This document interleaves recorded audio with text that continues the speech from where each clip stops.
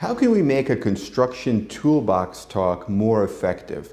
Well, the person who's conducting the toolbox talk should be engaging. They shouldn't read, they shouldn't have a laundry list of items to go through, but rather they should engage with the construction workers that are there for that talk. They should ask questions, have the construction workers answer, have the construction workers ask questions that they may have about staying safe or about use of equipment, and engage with them, make eye contact, be lively, maybe tell a few jokes, and just really relax and enjoy the short talk that you're going to have, just about 5 or 10 minutes, no more than 10 minutes, to keep everybody engaged. And also talk about the nitty-gritty, talk about the things that you're actually going to do on the construction site, especially the things that you're about to do in the next week. So if you're about to lay concrete or lay a foundation, talk about that. If you're about to have a crane in, talk about crane safety. Talk about what's actually happening, the nitty-gritty. Don't just talk about OSHA regulation 1.7D, because that's just too boring. Everyone's going to doze off and it's not going to be effective.